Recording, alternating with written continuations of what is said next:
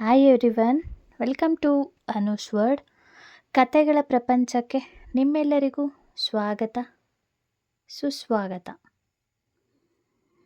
ಬೀರ್ಬಲನ ಬುದ್ಧಿವಂತಿಕೆ ಬಗ್ಗೆ ನಮ್ಮೆಲ್ಲರಿಗೂ ಕೂಡ ಗೊತ್ತೇ ಇದೆ. ಹಾಗೆ ಒಂದಷ್ಟು ವಿಷಯಗಳನ್ನ ಬೀರ್ಬಲನ ಬಗ್ಗೆ, ಅವನ ಬುದ್ಧಿವಂತಿಕೆಯ ಬಗ್ಗೆ ತಿಳ್ಕೊಳ್ಳೋಣ ಬನ್ನಿ. ಕಥೆಯನ್ನು ಶುರು ಮಾಡೋಣ. ದಾನಗಳಲ್ಲಿ ಶ್ರೇಷ್ಠ ದಾನ ಯಾವುದು ಅಂತ ಇವತ್ತಿನ ಕತೆ. ಅದಕ್ಕೂ ಮುಂಚೆ ನನ್ನ ಚಾನಲನ್ನು ಯಾರೆಲ್ಲ ಸಬ್ಸ್ಕ್ರೈಬ್ ಆಗಿಲ್ಲ, ಸಬ್ಸ್ಕ್ರೈಬ್ ಮಾಡ್ಕೊಂಡು ನೋಡಿ. ಪಕ್ಕದಲ್ಲಿರೋ ಬೆಲ್ಲೈಕನ್ ಕ್ಲಿಕ್ ಮಾಡಿ, ಆಲ್ ಬಟನ್ ಮರೀದೆ ಸೆಲೆಕ್ಟ್ ಮಾಡಿ. ನಾನು ಯಾವುದೇ ಹೊಸ ವಿಡಿಯೋ ಹಾಕಿದ್ರೂ ಕೂಡ ನಿಮಗೆ ನೋಟಿಫಿಕೇಷನ್ ಬರುತ್ತೆ. ಬನ್ನಿ, ಹಾಗಾದರೆ ತಡ ಏನಕ್ಕೆ, ಕಥೆಯನ್ನು ಪ್ರಾರಂಭ ಮಾಡೋಣ. ನೀವೆಲ್ಲರೂ ರೆಡಿ ಇದ್ದೀರಾ? ನಾನಂತೂ ಕತೆ ಹೇಳಲಿಕ್ಕೆ ರೆಡಿ ಇದ್ದೀನಿ. ಕೇಳೋದಕ್ಕೆ ನೀವು ರೆಡಿ ಇದ್ದೀರಾ ಅಂತ ತಿಳ್ಕೊಂಡು ನನ್ನ ಕಥೆಯನ್ನು ಶುರು ಮಾಡ್ತಾ ಇದ್ದೀನಿ. ಅಕ್ಬರ ಬಾದ್ಶಾಹನು ಬೀರ್ಬಲನನ್ನು ಬಹಳ ಗೌರವದಿಂದ ನೋಡ್ಕೊಳ್ತಾ ಇದ್ದ, ತುಂಬ ಪ್ರೀತಿಯಿಂದ ಕಾಣ್ತಾ ಇದ್ದ.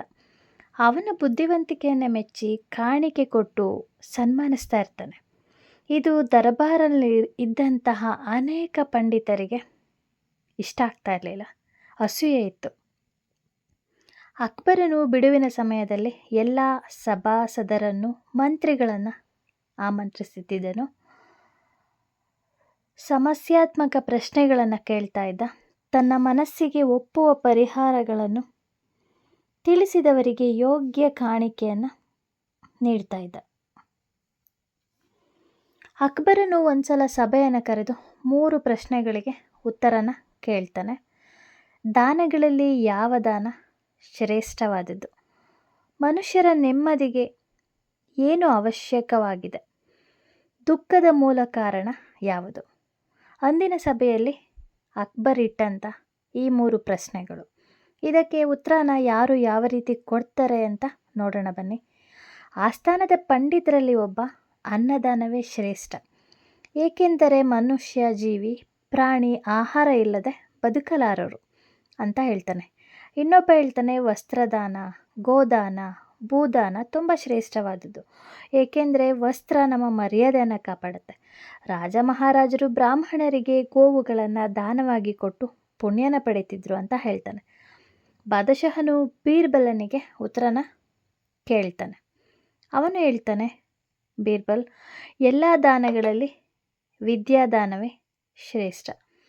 ಏಕೆ ಅಂತ ಅಂದರೆ, ಅನ್ನದಿಂದ ಒಂದು ಹೊತ್ತಿನ ಹಸಿವು ನೀಗುತ್ತೆ, ಅಥವಾ 1 ತಿಂಗಳ ಹಸಿವು ನೀಗುತ್ತೆ. ವಸ್ತ್ರದಾನ 1 ವರ್ಷ ನಮ್ಮ ಮರ್ಯಾದೆಯನ್ನು ಕಾಪಾಡುತ್ತೆ.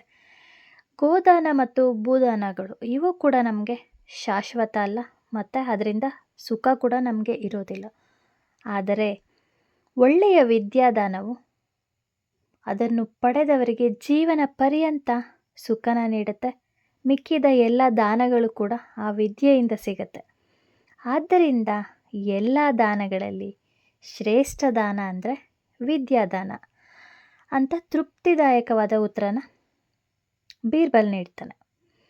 ಇದಾದಮೇಲೆ ಅಕ್ಬರ 2ನೇ ಪ್ರಶ್ನೆಗೆ ಬರ್ತಾರೆ. ಮನುಷ್ಯನಿಗೆ ನೆಮ್ಮದಿಗೆ ಸಂಪತ್ತು, ಧನ, ಧಾನ್ಯ, ಜೀವನ ಅವಶ್ಯಕ ವಸ್ತುಗಳು ಅವಶ್ಯ ಅಂತ ಹೇಳಿದ್ರು. ಬೀರ್ಬಲ್ ಹೇಳ್ತಾನೆ, ಎಲ್ಲ ಭಾಗ್ಯಗಳಲ್ಲಿ ಆರೋಗ್ಯ ಭಾಗ್ಯ ಅಂದರೆ ಶಾರೀರಿಕ ಹಾಗೂ ಮಾನಸಿಕ ಆರೋಗ್ಯ ಮಾತ್ರ ಮನುಷ್ಯನ ನೆಮ್ಮದಿಗೆ ಮೂಲ ಕಾರಣ.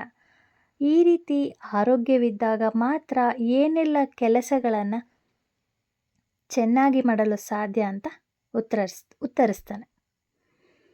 3ನೇ ಪ್ರಶ್ನೆಗೆ ಪಂಡಿತರು, ಚಿತೆಯು ಸತ್ತ ಮನುಷ್ಯನನ್ನು ಮಾತ್ರ ಸುಡುತ್ತೆ, ಚಿಂತೆಯು ಜೀವಂತ ಮನುಷ್ಯನನ್ನು ಸುಡುತ್ತೆ. ಚಿಂತೆಯಿಂದ ಮಾನಸಿಕ ಹಾಗೂ ಶಾರೀರಿಕ ಶಕ್ತಿಯೂ ಕೂಡ ಹಾಳಾಗುತ್ತೆ.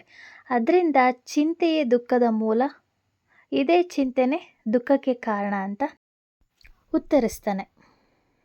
ಬೀರ್ಬಲನು ಅತಿ ಆಸೆ ಚಿಂತೆಗೆ ಹಾಗೂ ಅನೇಕ ಕಷ್ಟಗಳಿಗೆ ಕಾರಣವಾಗಿರುತ್ತೆ. ಅತಿ ಆಸೆಯೇ ದುಃಖಕ್ಕೆ ಕಾರಣವಾಗಿದೆ. ಅತಿ ಆಸೆ ನಮ್ಮ ಜೀವನವನ್ನು ಗತಿಗೆಡಿಸುತ್ತೆ. ಅದರಿಂದ ಅತಿ ಆಸೆಯೇ ದುಃಖದ ಮೂಲದ ಕಾರಣ ಅಂತ ಉತ್ತರನ ಕೊಡ್ತಾನೆ. ಬೀರ್ಬಲನ ಬುದ್ಧಿವಂತಿಕೆಯ ಉತ್ತರಗಳು ಅಕ್ಬರ ಬಾದ್ಶಾಹನಿಗೆ ತೃಪ್ತಿಯನ್ನು ತರುತ್ತೆ. ಅವನಿಗೆ ಯೋಗ್ಯ ಕಾಣಿಕೆಯನ್ನು ನೀಡಿ ಸನ್ಮಾನ ಮಾಡ್ತಾನೆ. ಬೀರ್ಬಲನ ಸಲಹೆಯಂತೆ ತಕ್ಕ ವಿದ್ಯೆ ಕಲಿತು ವಿದ್ಯಾದಾನ ಮಾಡಿ ನೆಮ್ಮದಿಯಿಂದ ಬದುಕಬೇಕು. ಹೆಚ್ಚು ಆಸೆಯನ್ನು ಮಾಡದೆ ದೇವರು ಕೊಟ್ಟಿದ್ದರಲ್ಲೇ ತೃಪ್ತಿಯನ್ನು ಪಡಿಬೇಕು. ಅದೇ ತೃಪ್ತಿಯಿಂದ ಸರಳವಾದ ಜೀವನನ ಮಾಡಬೇಕು ಅಂತ ಅಕ್ಬರ್ ಬಾದ್ಶಾಹನ ಅಭಿಪ್ರಾಯನ ಎಲ್ಲರೂ ಮೆಚ್ಕೊಳ್ತಾರೆ. ಇದಾಗಿತ್ತು ಅಕ್ಬರ್ ಬೀರ್ಬಲ್ನ ಇವತ್ತಿನ ಕತೆ. ಈ ಕತೆ ನಿಮಗೆ ಇಷ್ಟ ಆದಲ್ಲಿ ಹೇಗಿತ್ತು ಅಂತ ಮರಿದೆ ಕಮೆಂಟಲ್ಲಿ ತಿಳಿಸಿ. ಮತ್ತೊಂದು ಹೊಸ ಕಥೆಯೊಂದಿಗೆ ಮತ್ತೆ ಭೇಟಿಯಾಗೋಣ. Thank you for watching. ಅಲ್ಲಿವರೆಗೂ ಟೇಕ್ ಕೇರ್. ಬಾಯ್.